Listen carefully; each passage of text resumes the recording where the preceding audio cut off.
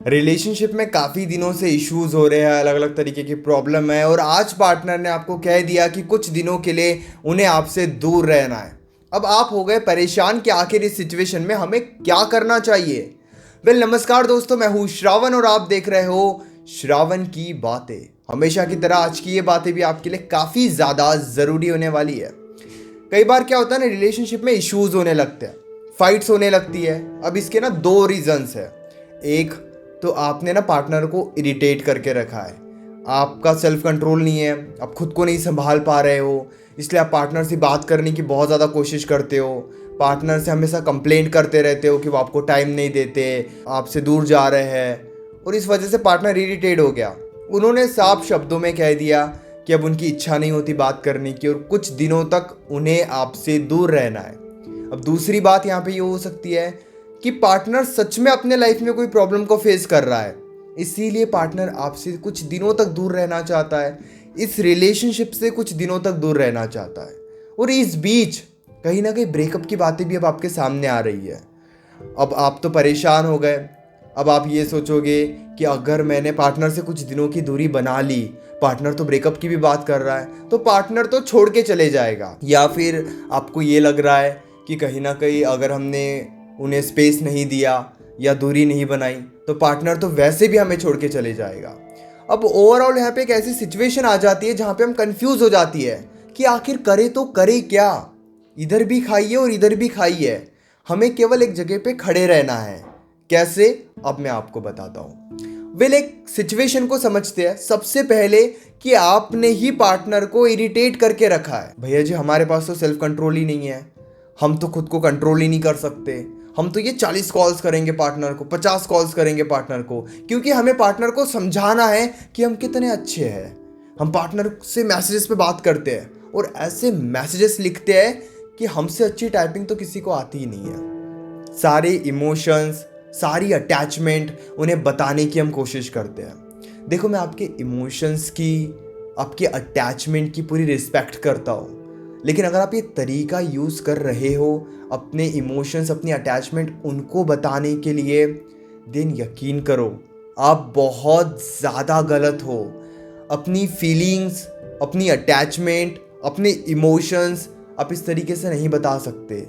ये सारी बातें काफ़ी ज़्यादा ज़रूरी है। इन बातों को आप जितने जल्दी समझोगे आपके लिए उतना ज़्यादा अच्छा रहेगा। आप अपने साइड से सही हो, लेकिन कई बार ना तरीका सही नहीं होता है।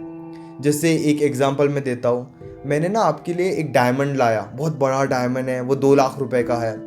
और जैसे मैं आपके पास आया, मैंने कहा कि ये डायमंड ना मैंने आप बहुत दूर से आपके लिए लेकर आया हूँ, और वो डायमंड मैंने आपको फेंक कर मारा। तो वो डायमंड भी महंगा था, वो इतना ज़्यादा कीमती था, लेकिन वो फेंक कर मैंने आपको मारा तो उस डायमंड की तो कोई वैल्यू बची नहीं, मेरी भी इज्जत आपके नज़रों में कम हो गई। उसी तरीके से हमारे इमोशंस, हमारी वैल्यू तो सही होती है, लेकिन हम उनके ऊपर इस तरीके से हावी हो जाते हैं जिस तरीके से वो परेशान हो जाते हैं, इसी वजह से वो डिस्टर्ब हो जाते हैं। जैसे कि वो डायमंड तो बहुत अच्छा था, लेकिन मैंने फेंक के मारा तो उस डायमंड की कोई वैल्यू अब बची नहीं है। उसी तरीके से जब वो इमोशंस, जब वो वैल्यू आप समझाने के लिए बहुत ज़्यादा कोशिश करते हो तो ये चीज़ें वैसे भी उनके नज़रों में रहती नहीं है।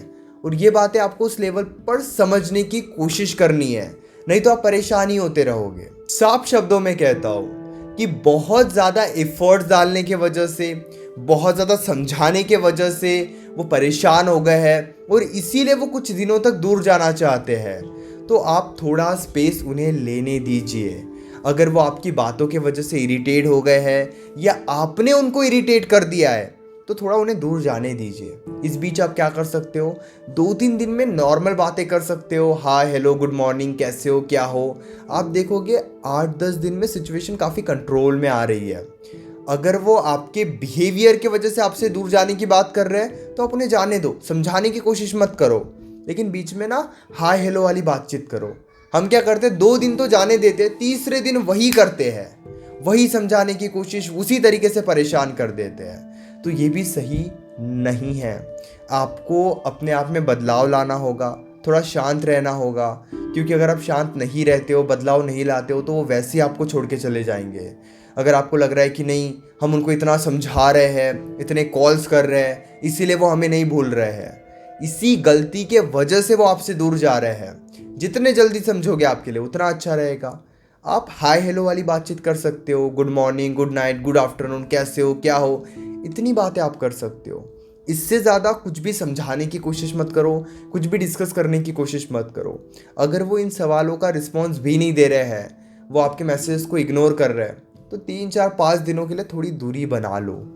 ये बहुत ज़्यादा ज़रूरी है। आपके मन में अगर डाउट आ रहा है कि वो थर्ड पर्सन से बात कर रहे हैं, अगर वो किसी और के साथ टाइम स्पेंड कर रहे हैं, तो इस डाउट को क्लियर करने के लिए भी टाइम लगेगा। इसीलिए अगर वो किसी और से बात भी कर रहे हैं तो ये चीज़ें धीरे धीरे आपके सामने आ ही जाएगी। एक कड़वी सच्चाई, अगर उन्होंने मन बना लिया है आपको छोड़ने का, कि आपके साथ रहना ही नहीं है, तो चांसेस बहुत ज़्यादा कम हैं कि वो आपके साथ रहेंगे। लेकिन अगर आप उन्हें सही टाइम पे स्पेस देते हो तो चांसेस काफ़ी ज़्यादा बढ़ जाएंगे कि वो भी इस रिलेशनशिप के बारे में सोचे। अगर आपकी गलती है तो स्पेस देने से मत डरो। आप 1 वीक का टाइम दे सकते हो। 1 वीक में नॉर्मली हाय हेलो वाली बातचीत कर सकते हो। अगर वो सिचुएशन भी नहीं है तो कंप्लीटली दूर हो जाओ कुछ टाइम के लिए। अब यहाँ पे दूसरी बात, पार्टनर के लाइफ में ना प्रॉब्लम चल रही है।